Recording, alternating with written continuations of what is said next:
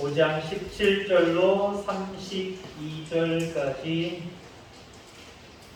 교독해서 읽겠습니다. 찾으셨으면 아멘. 5장 17절 신약 194페이지.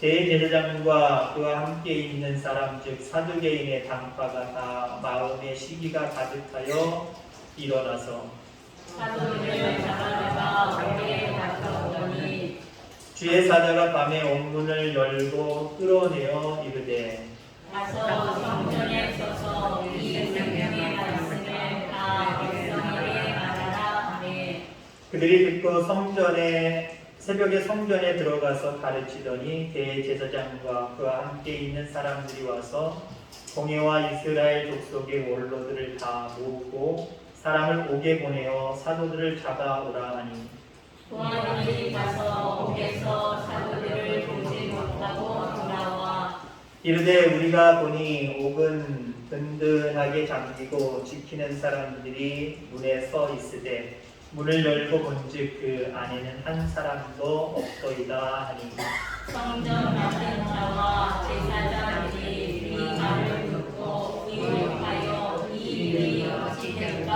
하더니 사람이 와서 알리되 보소서 옥에 가두었더니 사람들이 성전에 서서 백성을 가르치더이다 하니 성전 만든 자가 고아들과 같이 가서 그들을 잡아왔으나 강제로 못하면 백성들이 돌아올까 두려워함이더라. 그들을 끌어다가 공회 앞에 세우니 대제사장이 물어 이르되 우리가 이 이름으로 사람을 가르치지 말라고 언문하였으되 너희가 너희 가르침을 예루살렘에 가득하게 하니 이 사람의 피를 우리에게로 돌리고자 함이로다.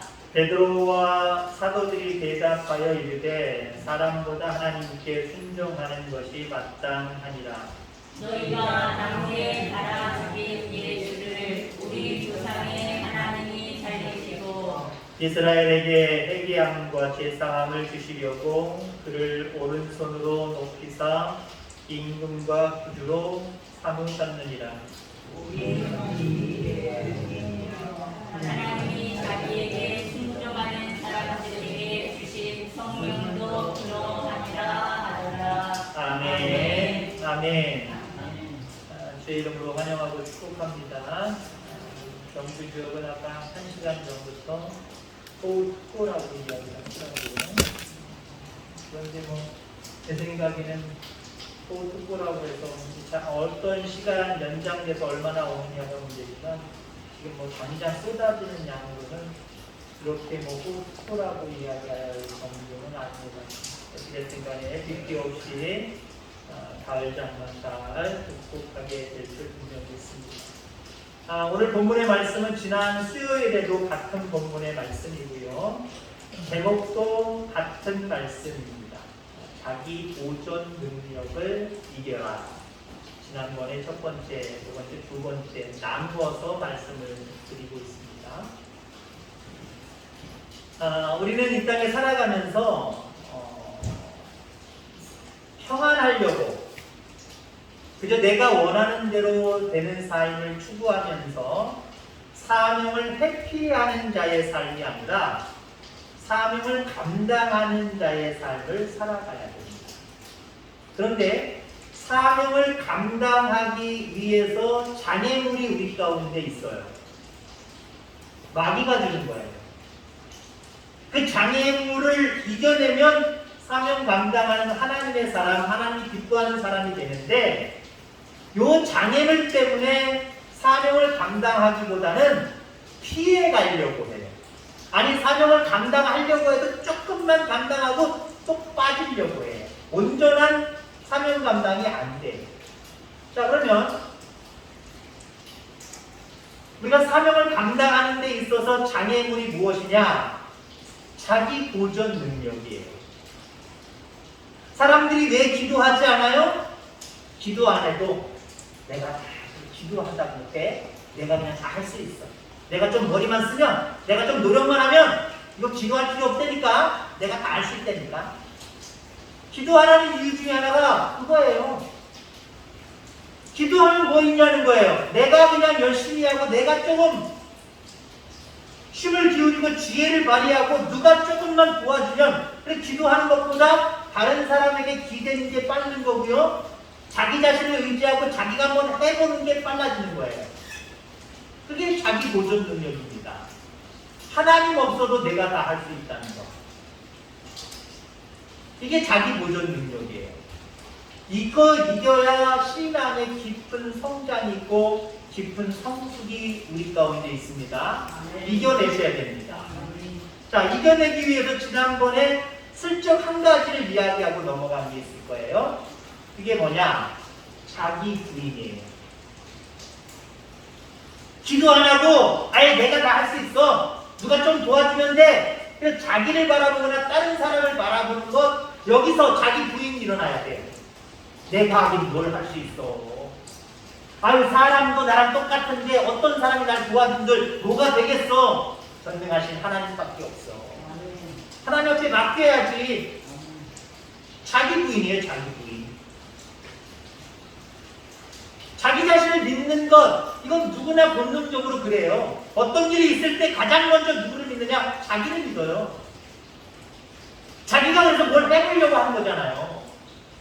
그리고 나중에 물론 잘했다라고 자기 자신을 칭찬하는 일도 생기지만 아이고 내가 그때 왜 그랬을까? 조금 더 생각해보면 되는데 이거 그때 하나님 앞에 맡겼으면 되는 건데 그럴 때가 얼마나 많아요. 자기 부인이 일어나야 됩니다.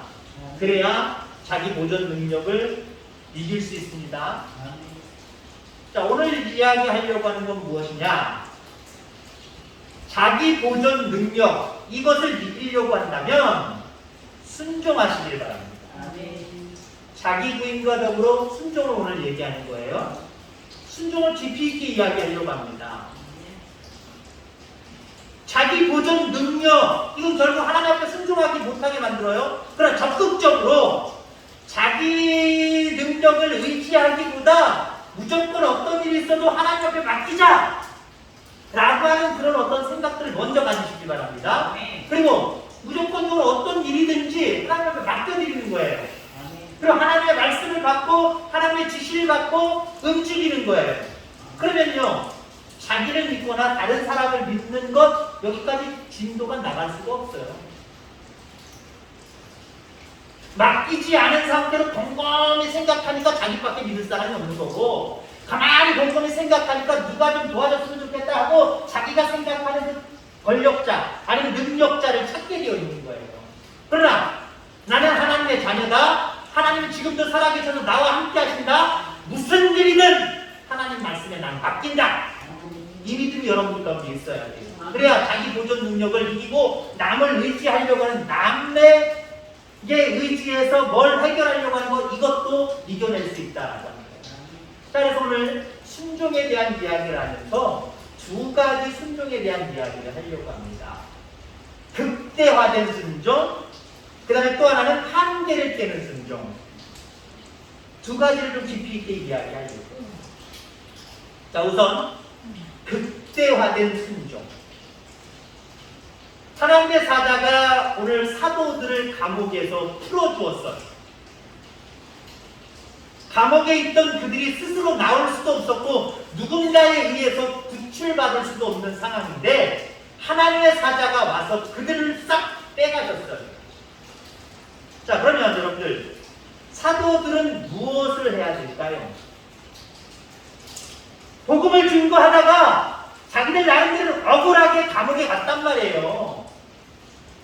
감옥에 갔는데 하나님의 사자가 자기들을 살려줬어요. 건져내줬어요. 가장 먼저 해야 될 일이 무엇일까요? 여러분이라고 한다면 어떻게 하시겠습니까? 내 안위를 걱정하고 있는 가족들에게 가서 나 살아있어, 나 건강하게 나왔어 라고 보여야 되지 않을까요? 아니면 감옥에서 며칠 있었는지는 모르지만 감옥의 생활이 이렇게 녹록합니까? 아마 밤잠도 설치고 제대로 자지 못했을 거예요. 좀 쉬겠다고 집에서 잠을 잘 수도 있는 거고요. 영양 보충하겠다고 어디 식당 가서 배부르게 무엇을 맛있는 것을 영양 보충하면서 먹을 수도 있을 것이고요.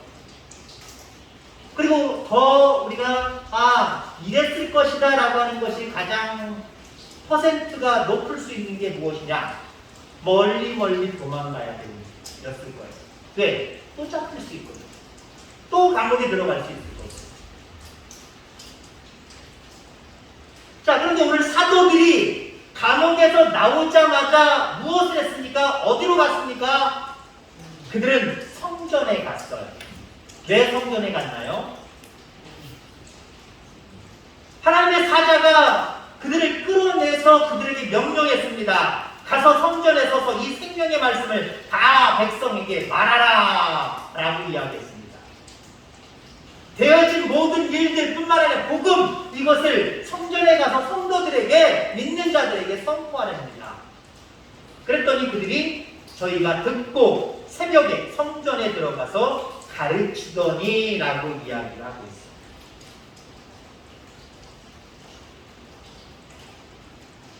자기에게 주어진 사명을 회피하지 않았어요.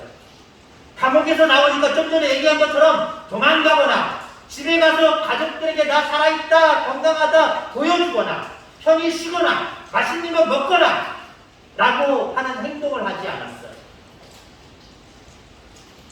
세상과 타협하지 않는 거예요.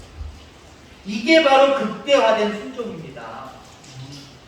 그리고 또 하나 제 생각에 말씀을 연구하면서 이렇게 할 수도 있을 거예요. 너희들 성전에 가서 믿는 자들에게 이 되어진 모든 일들 이 복음을 전해. 그러면 오늘날로 얘기하면 성전이 내남 제일교회라고 하는 이 건물만이 성전입니까? 내 가정도 성전이란 말이에요. 여러분들 가정도 성전이에요. 그러면 식구들에게 가서 지금 나를 어떻게 성령님이 하나님의 사자를 통해서 하나님이 나를 건져내셨는지 가족들에게 증거해도 사명 감당하는 거 아닐까요? 어떻게 보면 그것도 사명 감당하는 거예요. 거기 가서 간증하면 되잖아요. 거기 가서 동네 사람들 조금 더 모아놓고 믿는 사람들 조금 더 모아놓고 거기서 이야기하면 되잖아요. 감옥문이 열려서 죄수들이 없어지니까 수습을 하는데 이들이 도대체 어디 간 거냐? 성전에 있더이다. 금방 발견되잖아요. 그 얘기는 뭐예요? 뻔할 뻔자 갈 때가 뻔한데 너무 뻔해서 안 갈 수 있다고 생각을 했는데 거기 있는 거예요. 금방 발견된 거예요. 어떻게 보면 도망자로서의 고난을 받는 자로서의 고난이 잠시 멈춰졌을 때 취할 수 있는 행동 중에 어쩌면 가장 어리석은 행동 아닙니까? 근데 그걸 누가 명령하셨어요? 하나님이 명령하셨어요. 여러분들 극대화된 순종은요 찌꺼기를 드리는 게 아니에요. 가장 좋은 것을 하나님 앞에 드리는 거예요. 우리는 너무 똑똑해서 하나님 앞에 내가 어떻게 순종할 것이냐, 어떻게 하나님을 기쁘시게 할 것이냐 라고 하면서 때로는 내가 생각하는 조금의 순종 요것만 하고 쏙 빠질 때가 있다니까요. 좀 전에 얘기한 것처럼 이들이 가정을 성전으로 여겨도 되는 거예요. 더군다나 이게 신약시대잖아요. 구원받은 백성, 교회가 뭡니까? 구원받은 백성이잖아요. 그러면 우리 모두가 사실 실질적인 본질적인 교회는 우리 한 사람 한 사람의 교회입니다. 그렇다고 해서 이 건물로서의 교회 무시하면 안 돼요. 하나님이 피가시로 세우신 거기 때문에 믿는 한 사람 한 사람이 모여서 함께 합심하고 기도하고 찬송하고 여기서 훈련을 받으셔야 됩니다. 이거 무시하면 안 돼요. 그러나 오늘 사도들이 가정을 교회로 여기고 가족 식구들에게 아니 그 주변에 믿을 만한 확실한 믿음의 사람들을 불러서 자기가 한 일들, 자기에게 되어진 일들 간증하면 되는 거잖아요. 그럼 빨리 보내고 어떻게 해요? 자기는 집에 어디 숨어 있거나 아니면 빨리 그렇게만 하고 빨리 도망가거나 그래야 되지 않겠습니까? 그것도 어떻게 보면 순종 같아요. 그것도 하나님이 한 거 아니에요? 근데 순종하되 우리는요 극대화된 순종이 필요하다는 거예요. 극대화된 순종. 찌꺼기 가지고 하나님 앞에 해놓고 했다라고 생각하는 여러분 되지 마시기 바랍니다. 최상의 것을 내가 드리는 거예요. 최상의 것을 드리는 거예요. 시간을 잃어도 최상의 것을 드리는 거예요. 할 거 다 1순위, 2순위, 3순위 다 정해놓고 시간 남으니까 예배 드리고 시간 남으니까 교회 오고 그러면 안 돼요. 일주일을 계획하면서 주일이 가장 중심에 있어야 되고요. 주일을 순서적으로 1순위에 놓고 그 다음에 내가 뭘 할 것이냐, 뭐 할 것이냐, 뭐 할 것이냐 요일을 정하시는 거예요. 근데 주일날 바빠요. 어디 가야 돼요? 뭐 해야 돼요? 하시는 분들이 있어요. 그럼 그 부분들이 어쩌면 다른 가족, 믿지 않는 가족의 구성원들과 하다 보니까 어쩔 수 없는 부분들이 있을 거예요. 가정의 문화적으로, 가정의 형편적으로 그렇게 될 수밖에 없는 일이 있어요. 그러나 그것을 제외하고, 물론 그것도 여러분들 가족들을 다 구원받게 해서요. 그 가족의 행사, 가족의 문화도 바꿔놓으셔야 돼요. 바꿔놓으셔야 돼요. 제가 한번 그런 말씀 드린 적이 있을 거예요. 이왕이면 여러분들 동네에 이장님도 하시라니까요. 부녀회장도 하시라니까요. 하되 나 이장해서 나 부녀회장해서 오늘 뭐 때문에 못 가요 그러지 말고요. 나는 성도기 때문에 하나님의 백성이기 때문에 나는 주일날 못 모여 주일날 어디 못 가. 이장이 그리고 누구죠? 부녀회장이 그러면 그 한 사람 때문에 모든 사람들이 그러면 안 되지 그러면 안 되지 난 어쩔 수 없다니까 튕기셔요. 그러면 동네 문화가 바뀌는 거예요. 믿는 사람들 때문에 주일날은 안 돼. 그 사람들은 주일이 아니라 일요일이라고 이야기하지만 그런 문화로 바뀌어야 되고 그런 문화가 너무 멀찍이 있으면 아직은 멀다 싶으면 가족에서부터 바꾸셔야 되는 거예요. 가족에서부터. 가족들에게 타협하지 말고 알았어 내가 양보하지 말고요. 안 믿는 사람들이 양보하게 만드세요. 너무 완강해서 가족의 분위기가 확 깨져버리겠다 라고 싶으면 조금 물러섬이 있을 수 있겠지만 기도하고 자꾸 성령이 역사하시길 바라면서 바꿔가세요. 그래서 하나님 앞에 세상의 것을 드려야 되는 거예요. 저는 어렸을 때 저희 어머님이 주일날이면 맨날 다림질하는 걸 봤어요. 왜 다림질하느냐? 두 가지를 다림질해요. 우선 입고 가실 옷들, 옛날에는 다 주일날에 치마저고리 많이 입혔어요. 옷을 다림질을 하세요.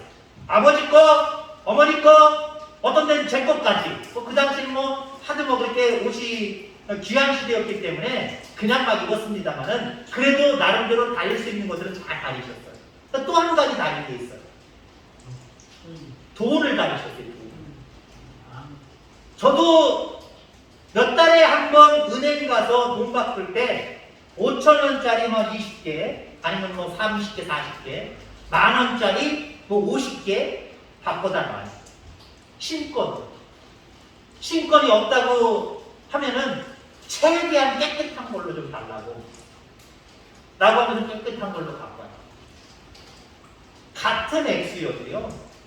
최상의 것을 하나님께 드리는 거예요. 이게 극대화된 순종이에요. 일종의 작은 것이지만 이런 모습으로 우리는 하나님 앞에 극대화된 순종을 하면은요. 내 속에 자기를 믿고 자기를 의지하는 이런 마음들 생길 수가 없어요. 내 속에 든든하게 반성으로 주님이 계시기 때문에 그 주님을 향하여 순종하는 모습은 결국 그 주님을 의지하는 모습이거든요. 이렇게 극대화된 순종이 저와 여러분들 가운데 있게 되기를 주의 이름으로 축원합니다. 그 다음에 순종하되 한계를 깨는 순종이 여러분들 가운데 있기를 바랍니다. 그래야 자기 고전 능력을 이겨낼 수 있어요. 27절로 29절의 말씀을 보니까 저희를 끌어다가 공회 앞에 세우니 대제사장이 물어가로되 우리가 이 이름으로 사람을 가르치지 말라고 엄금하였으되 너희 예루살렘에 가득하게 너희 교를 예루살렘에 가득하게 하니 이 사람의 피를 우리에게 돌리고자 합니다. 베드로와 사도들이 대답하여 가로되 사람보다 하나님께 순종하는 것이 마땅하니라 라고 이렇게 이야기하고 있습니다. 세상은 우리에게 한계를 지어줘요. 사탄은 우리에게 한계를 지어줘요. 그 한계 안에 묶어두려고 해요. 지금 오늘 본문에 나와 있는 공회 앞에 있는 사람들, 특히 대제사장이 사도들에게 뭐라고 그랬어요? 너희들 예수 복음, 예수에 대한 이야기 하지 마. 한계를 딱 정해놨잖아요. 하지 마. 그러면 자꾸 너희들 이렇게 말 안 들으면 또 감옥에 가둘 거야. 협박을 했어요. 한계를 지어놓고 협박을 했단 말이에요. 자, 그런데 오늘 사도들이 뭐래요? 그 협박을 받았음에도 불구하고 하나님의 사자가 풀어주자마자 그들이 한계를 정해놓은 것을 어떻게 해요? 깨버리잖아요. 그러면서 그들이 이야기하는 게 뭐예요? 사람에게 순종하는 것보다 하나님께 순종하는 것이 더 낫다라고 이야기하잖아요. 여러분 그겁니다, 여러분들. 세상은 한계를 정해놔요. 자기 보존 능력이잖아요. 나를 의지하고 나를 믿고 살아가요. 다른 사람을 의지하고 다른 사람을 믿고 살아가요. 여기엔 반드시 한계가 있어요. 나라는 존재에 한계 있잖아요. 나보다 조금 능력이 있다고 해서 그 사람을 의지하지만 그 사람에게도 한계가 있는 거예요. 자, 이처럼 세상은요, 모두가 한계가 있어요. 자, 그러다 보니까 자기 보존 능력이 강한 사람은 하나님 앞에 순종을 하더라도 순종을 하긴 해요. 순종을 하긴 하더라도 한계를 정해놓고 순종하다니까요. 여기까지만 하고. 기도도 어때요? 일주일 내가 금식기도 해야지. 일주일 후에 어떤 결말이 안 나요. 하나님의 응답이 없어요. 포기해야 되나요? 어떻게 해야 되나요? 일단 처음부터 물론 정해놓는다는 게 잘못은 아니지만 처음부터 하나님 앞에 맡기고 기도한다라고 이야기해야죠. 내가 한계를 정해놓는다니까요. 기도하는 것도 시간도 한계를 정해놔요. 내가 찾는 것도 한계를 정해놔요. 하나님 앞에 교회 앞에 순종하고 충성하고 헌신하고 섬기는 것도 한계를 정해놔요. 이거 깨시길 바랍니다. 이거 깨지 못하면 자기 보존 능력으로 싹 옮기는 것과 똑같아요. 자기 보존 능력을 어느 정도 이기고 이제 순종의 모습으로 간 것 같지만 한계를 정해놓고 한계 속에서 딱 다다라고 쏙 빠지면 갈 곳이 어디 있어요? 갈 곳이 자기 보존 능력으로 쏴가버리는 거예요. 그래서 한계를 극복해내셔야 돼요. 선입견으로 본다고 한다면 사도들만큼 한심한 존재들이 어디 있습니까?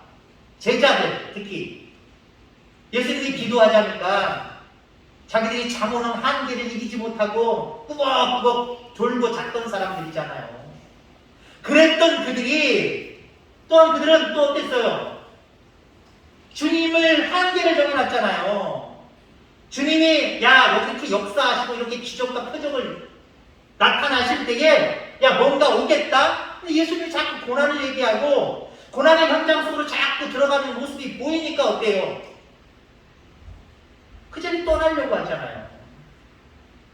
예수님을 바라봐도 예수님에게 한계를 정해놓은 거예요. 예수님이 요러실 땐 쫓아가고 요러실 땐 쫓아갈 수 없고 한계를 정해놓는 거예요.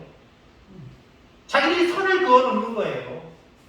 그래놓고 얼마나 한심하냐면은 어느 정도 기적과 표적을 일으키고 의세가 강하셨을 때, 예수님의 의세가 강하셨을 때 누가 더 높은 자리를 차지할 것이냐 이런 거 가지고 싸우고 있었던 사람들이 사도들 제자들입니다.